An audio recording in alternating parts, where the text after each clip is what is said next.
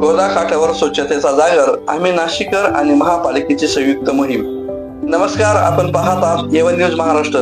गोदावरी नदीचे पावित्र्य जपण्यासोबतच नदीकाठ स्वच्छ ठेवण्यासाठी आणि नागरिकांमध्ये स्वच्छतेबाबत जनजागृती करण्याच्या उद्दिष्टाने नाशिकमध्ये आज भव्य स्वच्छता मोहीम राबवण्यात आली.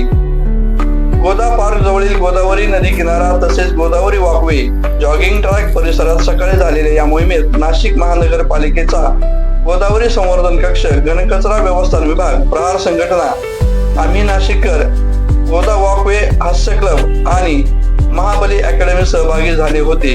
या मोहिमेदरम्यान नदीकाठावर साचलेला कचरा, प्लास्टिकच्या बाटल्या आणि अन्य कचरा गोळा करून त्याची योग्य विल्हेवाट लावण्यात आली. जॉगिंग ट्रॅक परिसरातील झालेली झाडे झुडपे यांचीही स्वच्छता करण्यात आली. स्वच्छ गोदावरी सुंदर नाशिक असा संदेश देत नागरिकांना गोदावरी नदीत आणि नदीकाठावर कचरा टाकू नये तसेच नदीचे प्रदूषण रोखण्यासाठी प्रशासनाला सहकार्य करावे असे आवाहन करण्यात आले.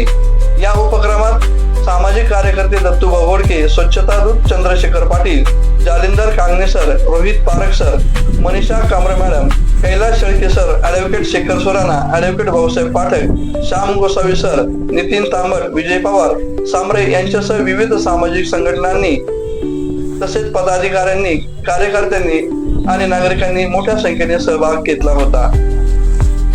महापालिकेच्या गोदावरी संवर्धन कक्षाचे माननीय राजेश बोरिसा तसेच घनकचरा व्यवस्थापन विभागाचे अरुण मारू आणि परमार साहेब यांचे या मोहिमेला विशेष सहकार्य लाभले.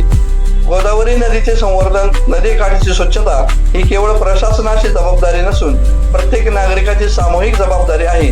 भविष्यातही गोदावरी नदीच्या संवर्धनासाठी अशा स्वच्छता आणि जनजागृती मोहिमा सातत्याने राबवण्यात येणार असल्याचे आयोजकांनी सांगितले. घ्या ती बग्गीवरती घ्या, टाकते